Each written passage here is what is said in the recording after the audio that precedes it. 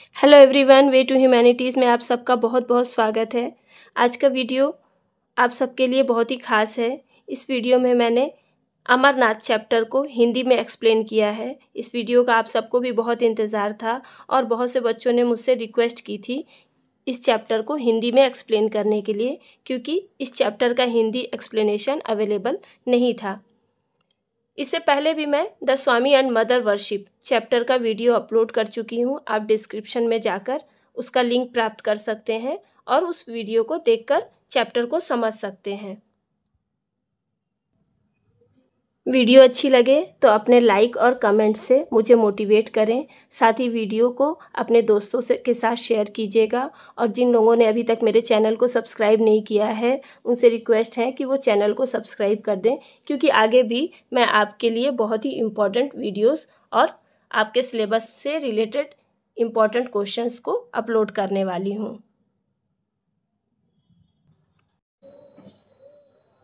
Amarnath chapter भी the Swami and mother worship chapter की तरह ही सिस्टर निवेदिता की book the master as I saw him का एक पार्ट है। सिस्टर निवेदिता का real name Margaret Elizabeth Noble था और वो स्वामी विवेकानंद की आयरिश शिष्या थी। स्वामी विवेकानंद ने लंदन में जो स्पीच दी थी उससे ये बहुत प्रभावित हुई। वह उनके वेदांत दर्शन और आध्यात्मिक शिक्षाओं से भी बहुत इंस्पायर हुई थी और भारत आकर उन्हें अपना गुरु मान लिया। स्वामी जी ने भी उन्हें मठ जीवन की शिक्षा दी और उन्हें एक नया नाम दिया, निवेदिता, जिसका अर्थ होता है ईश्वर को समर्पित। तो अब इस चैप्टर के सेंट्रल पॉइंट की तरफ, केंद्र बिंदु की तरफ हम चलते हैं। इस चैप्टर में स्वामी विवेकानंद जी की अमरनाथ यात्रा का वर्णन किया गया है। इस यात्रा में सिस्टर निवेदिता और तीर्थयात्रियों का एक ग्रुप है जो उनके साथ शामिल है। सब में बहुत ही ज़्यादा उत्साह और जोश दिखाई दिया है। यात्रा के दौरान उन्हें अनेक कठिनाइयों का सामना करना पड़ता है, लेकिन फिर भी वो एकजुट दिखाई पड़े हैं। इस यात्रा में स्वामी जी की उपस्थिति में अलग अलग धर्म, अलग अलग जाति के लोग उनसे इंटरेक्ट होते हैं और सब में एकता की भावना दिखाई पड़ती है। साथ ही यात्रा में प्रकृति की सुंदरता, शुद्ध वातावरण, इन सब का भी वर्णन किया गया है, जो कि इस यात्रा को बहुत ही मनोरंजक बनाती है, लोगों में एकता की भावना को विकसित करती है और प्रकृति के साथ हम अपना दिव्य संबंध स्थापित कर पाते हैं। तो जिन्होंने भी अभी तक अमरनाथ की यात्रा नहीं की है, तो इस चैप्टर के थ्रू हम लोग इस यात्रा पर निकलते हैं। तो चलिए हम और आप दोनों ही इस यात्रा का आनंद लेते हैं। इस चैप्टर को मैंने 2 पार्ट्स में बांटा है, जिससे कि आप इस पूरे चैप्टर को धीरे धीरे और आराम से समझ सके। तो वीडियो स्टार्ट करने से पहले आप भी अपनी टेक्स्ट बुक खोल लीजिए और जो भी वर्ड्स या सेंटेंस आपको हार्ड लगते हैं उसके मीनिंग को आप नोट कर लीजिएगा। Amarnath by sister Nivedita. It was in the course of an open air meal in the Mughal gardens at Achebal that the Swami suddenly announced that he would go to Amarnath with pilgrims. Open air meal, खुली हवा में भोजन करने के दौरान, Mughal garden, कहाँ पर भोजन करने के दौरान? मुगल गार्डन में, एट अचेबल। अचेबल एक शहर है जम्मू कश्मीर में, बहुत ही सुंदर शहर है। वहां पे मुगल गार्डन शाहजहां द्वारा बनाया गया मुगल बहुत ही सुंदर गार्डन है। वहां पर स्वामी जी अपने साथियों के साथ भोजन कर रहे थे, खुली हवा में भोजन कर रहे थे। उसी समय स्वामी जी ने अचानक से घोषणा की, सडनली अनाउंस, अचानक से घोषणा की। क्या घोषणा की? कि वो अमरनाथ जाएंगे, तीर्थयात्रियों के साथ अमरनाथ जाएंगे और अपनी बेटी को भी साथ में लेकर जाएंगे। Within our little party there was too much feeling of delighted congratulation. और उनका जो छोटा सा पार्टी था, छोटा सा दल था, जिसमें सिस्टर निवेदिता थी, कुछ और उनके डिसिपल्स थे, तीर्थयात्री थे और खुद स्वामी जी, इन लोगों में खुशी की लहर दौड़ पड़ी। एकदम लोग एक दूसरे को बधाइयां देने लगे। For an obstacle to be put in the way of the fortunate member. और अपने फॉर्चुनेट मेंबर, सौभाग्यशाली सदस्य के मार्ग में वो किसी तरह की बाधा नहीं डालना चाहते थे। मीन्स स्वामी जी ने जो डिसाइड किया कि अमरनाथ जाएंगे, इस बात पे कोई भी ऑब्जेक्शन नहीं करना चाहता था। सभी खुश थे, सभी स्वामी जी के साथ अमरनाथ की यात्रा के लिए जाना चाहते थे। तो उन्होंने किसी भी तरह की कोई ऑब्स्टेकल या बाधा को उत्पन्न नहीं किया। And aided thus as well as by the state officer in charge of the journey, preparations went forward for this unique experience। और इस तरह से स्टेट ऑफिसर के साथ राज्य के जो प्रभारी अधिकारी थे उनके साथ, जिनको की चार्ज दिया गया था यात्रा का, पूरी यात्रा की जिम्मेदारी जिनके ऊपर थी, उनके साथ हम अपनी तैयारियां करने लगे। किस चीज की तैयारी? यूनिक एक्सपीरियंस, एक अद्भुत अनोखे अनुभव की तैयारियां करने लगे। कौन से अनोखे अनुभव की बात की जा रही है यहाँ पे? अमरनाथ की यात्रा, जिसके लिए सब तैयारी कर रहे थे। Kashmir seemed in those weeks to be full of pilgrims। उस समय कश्मीर कैसा लग रहा था? उन हफ्तों में फुल ऑफ पिलग्रिम्स, तीर्थयात्रियों से भरा हुआ लग रहा था। मीन्स उस समय तीर्थयात्रियों की बहुत ज्यादा भीड़ थी। We left Achabal and return to our boats at Islamabad for final arrangement.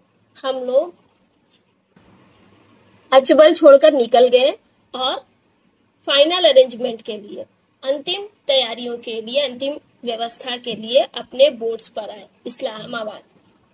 Islamabad उस समय भारत का ही हिस्सा था, लेकिन अभी वो पाकिस्तान में है। तो स्वामी जी और उनका जो ग्रुप था, वो लोग अपने अंतिम व्यवस्था के लिए तैयारी करने के लिए, कहाँ की तैयारी? अमरनाथ जाने की तैयारी करने के लिए इस्लामाबाद में अपने नावों पर वापस लौट आए। And everywhere we saw the march of gathering host. और हर जगह वहां पे कौन नजर आ रहा था? गैदरिंग होस्ट, लोगों की टोली इकट्ठा नजर आ रही थी। जब हम लोग तीर्थ यात्रा पे जाते हैं तो रास्ते में सेवा के लिए बहुत से लोग इकट्ठा होते हैं, कोई चाय देता है, कोई पानी या शरबत, इस तरह से पेश किया जाता है। तो वहां पे बहुत सारे लोग इकट्ठा थे, होस्ट थे, जो कि तीर्थयात्रियों की सेवा के लिए अरेंज थे। It was all very quiet and orderly and picturesque. सब कुछ कैसा लग रहा था? बहुत ही शांत, व्यवस्थित और पिक्चरिस्क मीन्स मनोरम लग रहा था। 2 or 3,000 people would encamp in a field and leave it before dawn, with no trace of their occupation, save the ashes of their cooking fires। 2 और 3,000 लोग लगभग वहां पर एनकैम्प मीन्स डेरा डाले हुए थे। कहाँ? फील्ड में। वहां खेतों में लगभग 2-3 हजार लोगों ने डेरा डालकर रखा था और भोर होने से पहले वो वहां से निकल जाते। With no trace of their occupation, और जो भी वो काम करते थे वहां पे रह के, उसकी कोई परछाई, कुछ भी निशान नहीं छोड़ते थे। केवल क्या? कुकिंग फायर, जो वो खाना बनाते थे उसकी आग, उसकी जो राख रह जाती थी वहां पे, बस वही उपस्थित रहती थी। इसके अलावा वो कोई ट्रेस नहीं छोड़ते थे। अपना सारा बोरिया बिस्तर समेट के वहां से निकल जाते थे। दे कैरीड अ बाजार विद देम। वो अपने साथ क्या लेकर चलते थे? बाजार लेकर चलते थे। पूरा अपना बोरिया बिस्तर लेकर चलते थे। At each halting place the pitching of tents and opening of shops took place with incredible rapidity. Halting place means पड़ाव, और प्रत्येक पड़ाव पर वो क्या करते थे? फटाफट अपने टेंट्स लगाते थे, अपनी दुकान खोल लेते थे और तंबू लगा देते थे, गाड़ देते थे। और ये सब काम जो है वो बहुत ही रैपिडिटी, बहुत ही तेजी से होता था। ये काम फटाफट वो दूसरे जगह पर जाते थे, अपना टेंट गाड़ते थे और अपने दुकान, अपने बाजार वहां पर लगाना शुरू कर देते थे। Organisation appear to be instinctive. और ये सारा ऑर्गेनाइजेशन कैसा लगता था? इंस्टिंक्टिव लगता था, मीन्स स्वाभाविक लगता था। ये सारी व्यवस्था एकदम सहज और स्वाभाविक लगती थी। A broad street would run through the middle of one part of the camp, and here one could buy dried fruits, milk, dals and rice। Camp के बीच से ही एक चौड़ी सी सड़क गुजरती थी, जहां पर कोई भी ड्राई फ्रूट, मिल्क, दाल या चावल खरीद सकता था। मीन्स वहां पर कैंप के पास बहुत सारी दुकानें हुआ करती थी सड़कों के किनारे, और वहां पे लोगों की जरूरत के सारे सामान अवेलेबल होते थे, जैसे कि ड्राई फ्रूट्स है हुआ, दूध हुआ, दाल या चावल। रास्ते में सामानों की दुकानें थी जहां से लोग अपने जरूरी सामान को खरीद सकते थे। The tent of the tahsildar with that of the Swami on one side and my own on the other. Tahsildar का तंबू, तहसीलदार का जो टेंट था वो उसके एक साइड में स्वामी जी का टेंट था और दूसरे साइड में मेरा यानी सिस्टर निवेदिता का टेंट था। Was generally placed near some advantageous spot of the lightning of the evening fire। और ये टेंट वहां पर इसलिए लगाया गया था आमतौर पर शाम की आग जलाने के लिए, सुविधाजनक स्थान पर, एडवांटेजियस स्पॉट यानी एक सुविधाजनक स्थान पर लगाया गया था जहां पर शाम को आग जलाई जा सके। ऐसी जगह पर यह स्थान हम लोगों ने चुना था। And thus his neighbourhood tended to form a social centre. और इस तरह से उनका नेबरहुड, पड़ोस कैसा लगता था, एक सामाजिक केंद्र लगता था। मीन्स ऐसा लग रहा था तहसीलदार का तंबू, उसके सामने स्वामी जी का, फिर सिस्टर निवेदिता का, फिर आसपास अन्य तीर्थयात्रियों का, सब कुछ ऐसा देखने में लग रहा था जैसे कि वहां पर कोई समाज या मोहल्ला आकर बस गया है। There were hundreds of monks of all the orders with their गेरुआ टेंट्स। वहां पर सैकड़ों की संख्या में सन्यासी थे। ऑल ऑर्डर्स मीन्स अलग अलग संप्रदाय के, अलग अलग धर्म के सन्यासी सैकड़ों की संख्या में थे। विद देयर गेरुआ टेंट्स, अपने गेरुए टेंट्स में। Some no larger than a good size umbrella, उनमें से बहुत सारे टेंट ऐसे थे जो कि एक बड़े, अच्छे खासे बड़े छाते के समान थे, उससे बड़े नहीं थे। माने बड़े बड़े टेंट लगा के, गेरुए रंग के टेंट लगा के अलग अलग धर्म के साधु सन्यासी लोग वहां पर इकट्ठा थे। एंड अमंग्स दीज, इन सब के बीच में, the Swami's influence appear to be magnetic. इन सब के बीच में स्वामी जी का जो इन्फ्लुएंस था, प्रभाव था, वो कैसा लग रहा था, मैग्नेटिक लग रहा था, चुंबकीय लग रहा था। मीन्स साधुओं के बीच में स्वामी जी एकदम अट्रैक्टिव लग रहे थे, लोगों को आकर्षित करने वाले लग रहे थे। The more learned of them swarmed about him at every halting place, filling his tent and remaining absorbed in conversation throughout the hours of daylight। उनमें से जो मोर लर्न, बहुत ही विद्वान लोग थे, वो स्वाम मीन्स झुंड बनाकर, कहाँ, एवरी हाल्टिंग प्लेस, हर एक पड़ाव पर झुंड बना लेते थे और स्वामी जी के पास इकट्ठा हो जाते थे। फीलिंग हिज टेंट, और स्वामी जी के टेंट में भर जाते थे, अपनी पूरा भीड़ लगा के रख लेते थे। And remaining absorbed in conversation, और उनको अपने साथ बातचीत में इन्वॉल्व कर लेते थे। मीन्स स्वामी जी का टेंट उन लोगों से भर जाता था, विद्वान लोग जो थे वहां पर झुंड लगाकर उनके टेंट में भर जाते थे और उनसे वो बातचीत करते थे। Through out the hours of day light, दिन के कई घंटों तक, दिन की रोशनी में कई घंटों तक उनसे बातचीत में लीन रहते थे। The talk on their side, he told us afterwards, had been all of Shiva. Swami ji ने उन्हें बताया कि वे जो बातें कर रहे थे वो पूरी तरह से शिव जी के बारे में थी। And they had remonstrated with him seriously when he had insisted occasionally on drawing their attention to the world about them। Remonstrated means विरोध करना। और जब जब स्वामी जी ने उन्हें ड्रॉइंग देयर अटेंशन, उनका ध्यान आकर्षित करने की कोशिश की, किस चीज के प्रति, वर्ल्ड अबाउट देम, आसपास, उनके आसपास की जो दुनिया है, आसपास के जो लोग हैं, उनके तरफ उनका ध्यान आकर्षित करने की कोशिश की, तो उन लोगों ने क्या किया, वो जो साधु सन्यासी जो थे वो उनकी बातों का विरोध करते हैं, उनकी बातों से वो सहमत नहीं होते हैं। इवन फॉरेनर्स दे अर्ज वर मैन, यहाँ तक कि फॉरेनर्स जो विदेशी है वो भी मनुष्य ही है। Why make such distinction between स्वदेश एंड विदेश?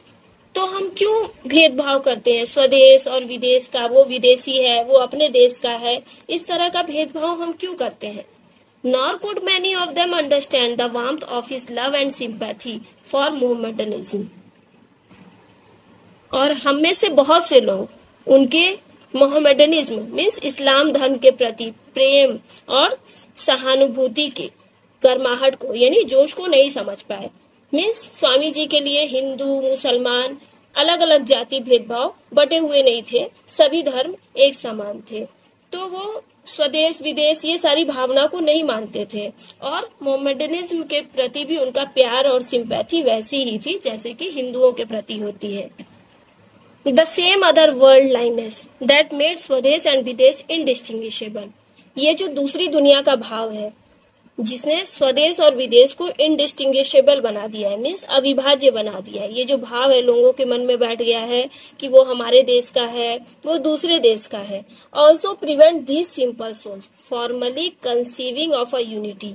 ये जो भाव है अपना देश पराया देश, ये जो भाव है लोगों को प्रिवेंट करता है, रोकता है क्या चीज से, कंसीव करने में, ये मानने से कि वो एक है। अपने आप को एक नहीं मान पाते लोग। In which Hindu and Mohammedan were but rival elements. और इस भावना के कारण वो क्या सोचते हैं कि हिंदू और मुसलमान दोनों अलग अलग हैं, दोनों शत्रु हैं। लेकिन ऐसा नहीं है। ये विभाजन के बाद हुआ कि दो देश, भारत दो देशों में बट गया और दोनों के बीच तनाव इतना ज्यादा बढ़ गया। लेकिन उस समय ऐसा नहीं था। उस समय हिंदू और मुसलमान सभी लोग मिलजुल कर रहते थे। थोड़ा बहुत मतभेद था उस समय, जो हिंसा हो रही थी, उस समय की जो पॉलिटिकल सिचुएशंस थी उसके लिए रिस्पॉन्सिबल है, जिसके वजह से मन में प्रतिद्वंदिता और द्वेष था। लेकिन बंटवारा नहीं हुआ था और लोग एक दूसरे के दुश्मन नहीं थे। लेकिन ये जो अपने पराये की भावना है वो हिंदू और मुसलमानों के बीच शत्रुता उत्पन्न कर रही थी। The soil of the Punjab, they argued, was drenched with the blood of those who had died for the faith। और वो कहते हैं, कौन, वे जो साधु सन्यासी लोग थे, वो कहते हैं कि पंजाब की मिट्टी ड्रेंच्ड हो गई है, सन गई है, किसके खून से सन गई है, जो उन लोगों के जो कि धर्म के लिए लड़ते हैं। मीन्स पंजाब में जो हिंसा मारकाट हुई थी उसके कारण पंजाब की मिट्टी धर्म के नाम पर लड़ने वाले लोगों के खून से सन गई है, जो कि धर्म के नाम पर मर मिटे। Here at least let him practice a narrow orthodoxy। यहाँ कम से कम हमें कट्टरता का पालन करने दीजिए। ऑर्थोडॉक्सी मीन्स कट्टरता, रूढ़िवादिता को फॉलो करने दीजिए। साधु सन्यासी लोग बोलते हैं कि अब हम ऑर्थोडॉक्सी को फॉलो करना चाहते हैं। In answer to this has become one who was in fact an anachronism of the future।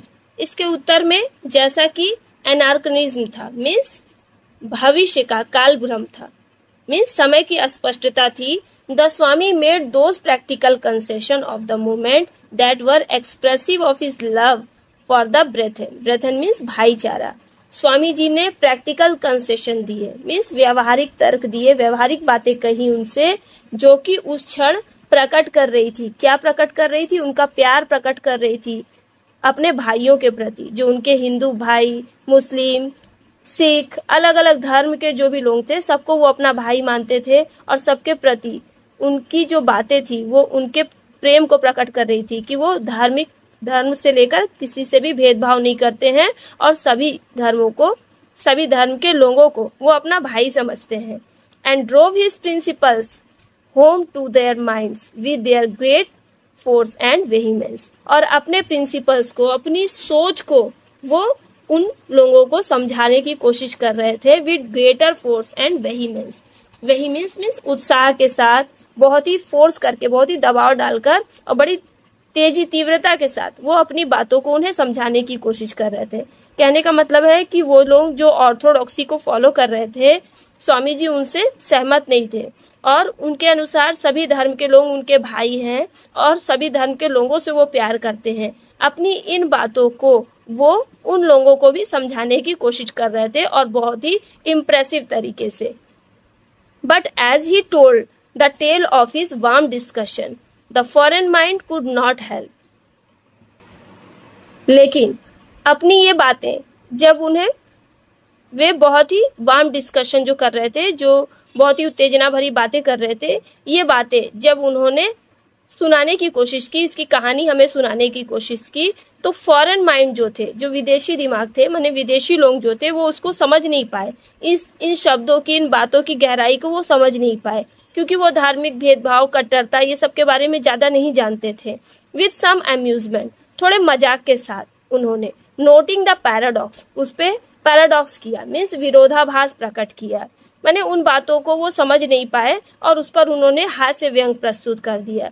That the tehsildar himself, जिसमें कि तहसीलदार खुद एंड मैनी ऑफिसर्स, उसके साथ और भी ऑफिसर्स थे, सर्वेंट्स थे, सेवक थे जो कि तीर्थ यात्रा के समय साथ में थे, हैड बीन मुसलमान, वो लोग मुसलमान थे। तहसीलदार, उनमें से बहुत सारे ऑफिसर्स और बहुत सारे सर्वेंट सेवक भी थे तीर्थ यात्रा के दौरान जो कि मुसलमान थे। And that no one had dream, किसी ने भी सपने में नहीं सोचा था, किस चीज के बारे में, of objecting to their entering the cave with the Hindu worshippers, कि हिंदू वर्शिपर्स के साथ, हिंदू जो तीर्थयात्री हैं उनके साथ गुफा में उनके प्रवेश पर कोई ऑब्जेक्शन होगा, इसके बारे में उन्होंने बिल्कुल भी नहीं सोचा था। On the ultimate arrival at the shrine, shrine में, मंदिर में जो उनकी अराइवल है, उनकी उपस्थिति है, उससे किसी को भी कोई ऑब्जेक्शन होगा ऐसा उन्होंने बिल्कुल भी नहीं सोचा। द तहसीलदार केम आफ्टरवर्ड, उसके बाद तहसीलदार आया, इंडीड, निश्चित रूप से, with a group of friend, अपने दोस्तों के ग्रुप के साथ, अपने दोस्तों के ग्रुप के साथ तहसीलदार आया। किसके पास आया? स्वामी जी के पास आया। क्यों आया? Begging formal acceptance by the Swami as a discipline, वो आके बेग करने लगा, रिक्वेस्ट करने लगा स्वामी जी से कि वो उसे स्वीकार कर लें अपना शिष्य। तहसीलदार अपने दोस्तों के ग्रुप के साथ स्वामी जी के पास आया और उनसे कहने लगा कि वो उसे अपना शिष्य बना ले, फॉर्मल एक्सेप्टेंस करने लगा, औपचारिक आग्रह करने लगा कि स्वामी जी उन्हें अपना शिष्य बना ले।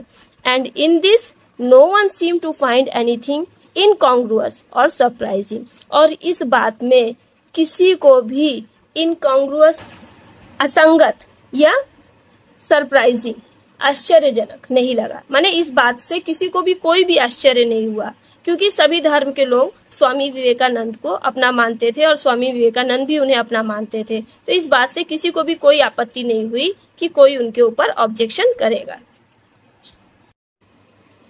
Living Islamabad, we caught up somewhere with the pilgrimage, Islamabad से निकलने के बाद हम लोग यानी सिस्टर निवेदिता, स्वामी जी और उनके साथ जो तीर्थयात्रियों का ग्रुप था, वो लोग एक स्थान पर पहुंचे and camped with it for that night, और उस रात वहां पर उन्होंने कैंपिंग की, डेरा डाला। एट पवन, उस जगह का नाम क्या था? Pawan, a place famous for its holy spring, वो जगह जो कि अपने पवित्र झरनों के लिए प्रसिद्ध है, उस स्थान पर उन्होंने डेरा डाला। I can remember yet the brilliance of the light reflected in the clear black water of the tank that evening, कहती हैं सिस्टर निवेदिता कि मुझे आज भी याद है वह शाम जब तालाब के साफ काले पानी में रोशनी की चमक दिखाई दे रही थी। ब्रिलियंस ऑफ लाइट, काला पानी, यहाँ पर चट्टानों की वजह से जो पानी का कलर है वो ब्लैक बताया गया है। शाम के समय वो पानी पे जब रोशनी पड़ रही थी तो वो बहुत ही ब्रिलियंट लग रहा था देखने में, बहुत ही दृश्य सुंदर लग रहा था। And throngs of pilgrims proceeding in little groups, और थ्रोंग्स मीन्स भीड़, पिलग्रिम्स की भीड़, तीर्थयात्रियों की भीड़ छोटे छोटे ग्रुप्स में श्राइन टू श्राइन, तीर्थ स्थान पर एक जगह से दूसरे जगह तक पहुंच रही थी। At Pahalgam, the village of the shepherds, Pahalgam जो कि चरवाहों का देश, शेपर्ड्स का गांव कहा जाता है। Camp halted for a day to keep Ekadashi, जो उनका कैंप था स्वामी जी का, वो एक दिन के लिए वहां पे रुका। कहाँ पर रुका? पहलगाम में। क्यों रुका? एकादशी मनाने के लिए। एकादशी मनाने के लिए पहलगाम में उनका कैंप एक दिन के लिए रुका। ये जगह कैसी थी? It was a beautiful little ravine flowed, ये बहुत ही सुंदर रेवाइन फ्लोड था, माने नदी द्वारा बनाई गई घाटी थी। For the most part with Sandy island, ज्यादातर पार्ट में क्या थे? यहाँ पे सैंडी आइलैंड थे, रेतीले द्वीप थे। In the pebble worn bed of a mountain stream, पहाड़ी झरने के द्वारा जो पेबल, कंकड़, पत्थर बाहर के लाए जाते हैं वो वहां के तली पर इकट्ठा थे। ये बहुत ही सुंदर दृश्य लग रहा था देखने में पहलगाम का। The slopes about it were dark with pine trees, और जो इसके आसपास की ढलानें थी वो देवदार के पेड़ों से ढकी हुई थी, घिरी हुई थी। And over the mountain its head was seen at sunset the moon, और पहाड़ों के ऊपर सनसेट, सूर्यास्त के समय चंद्रमा दिखाई देता था। नॉट येट फुल, जो कि अभी पूरे आकार में नहीं आया था, मीन्स एकादशी थी तो अभी पूरा मून, फुल मून नहीं आया, दिखाई दे रहा था आसमान में। It was the scenery of Switzerland और नॉर्वे, और वो नज़ारा कैसा लग रहा था, जैसे कि स्विट्ज़रलैंड या नॉर्वे का नज़ारा है। वैसे भी आप लोगों को पता होगा कि कश्मीर को स्विट्ज़रलैंड ऑफ इंडिया कहा जाता है वहाँ की सुंदरता के कारण। Eight there gentlest and loveliest, बहुत ही ज़्यादा सौम्य और बहुत ही ज़्यादा प्यारा वो दृश्य देखने में लग रहा था, इसलिए उसको कंपेयर किया है सिस्टर निवेदिता ने स्विट्ज़रलैंड और नॉर्वे से। Here we saw the last of human dwelling, a bridge, a farmhouse with its plowed field and a few shattered huts. और वहाँ वो क्या देखते हैं? लास्ट ह्यूमन ड्वेलिंग, आखिरी मानव पड़ाव जहाँ पर लोग रहते हैं, आखिरी मानव का आवास देखा वहाँ पे उन्होंने, जहाँ लोग डेरा डालकर रहते हैं। एक ब्रिज देखा, एक फार्म हाउस देखा विथ इट्स प्लॉड फील्ड, और फार्म हाउस के साथ क्या थे? जोते हुए खेत थे। And a few setter huts, और कुछ सेटर हट्स मीन्स पहाड़ी झोपड़ियाँ, पहाड़ पर कुछ झोपड़ियाँ दिखाई दी। ये नज़ारा उन्होंने वहाँ पर देखा। And here on a grassy knoll when the final march began we left the rest of our party and camped. Grassy knoll means घास का टीला, और यहाँ एक घास के टीले पे जब उनकी फाइनल मार्च, अंतिम यात्रा शुरू हुई, अंतिम चढ़ाई उन्होंने शुरू की, तो उन्होंने अपने दल के बाकी मेंबर्स को कैंप में ही, शिविर में ही छोड़ दिया और वो लोग आगे की यात्रा के लिए निकल पड़े।